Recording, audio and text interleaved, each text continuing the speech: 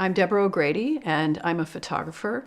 I've been photographing landscapes in California and the West for about 30 years, and am also the director of this project, which is setting out to stage a symphony by the French composer Olivier Messiaen.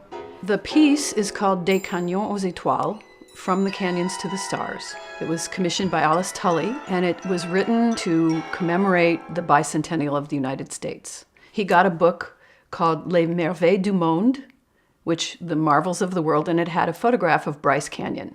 And he looked at it and he said, "This is the most beautiful place I've ever seen. I must go to Bryce Canyon."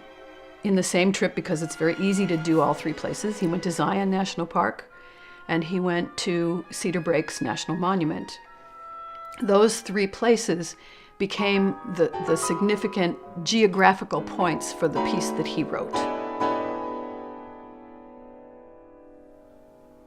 When I was in college at University of Michigan, undergraduate school, I worked in a camera store, so I was able to purchase some wonderful equipment. I moved to California and had this sort of strange epiphany, which was that I'd always wanted to study music. I got very serious about it, actually, and I ended up going to graduate school at UC San Diego and studying composition and music theory. And having studied music opened up a whole different way of seeing for me and a whole different way of working. And in the meantime, I had encountered the sort of California photography, Ansel Adams, Edward Weston, more contemporary Richard Misrach. And I realized that that was what drew me, the landscape.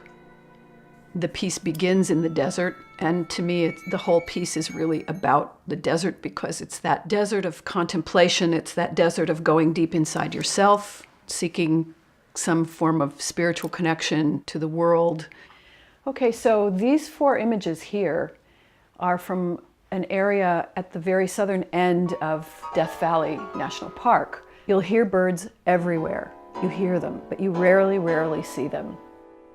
I use this place for the second movement of the Messiaen, which is called Les Orioles, the Orioles, and it's a bird movement.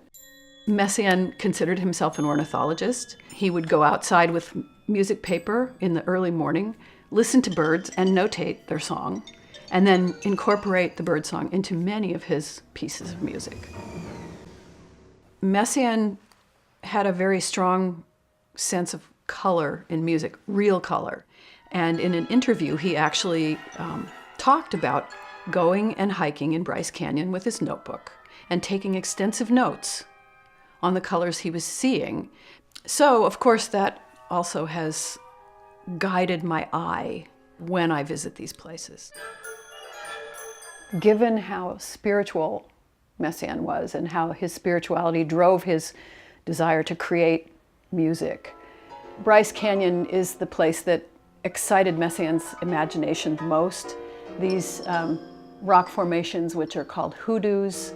There are places in the music where the music literally just does this. I mean, you'll hear it and you'll see it. It's wonderful. Let's look at some of what Messiaen has put in the score, and you'll see I have lots of post-its. A little bit of introduction, a little piano solo, and then huge chords. And he says right here in the score, red, orange rocks.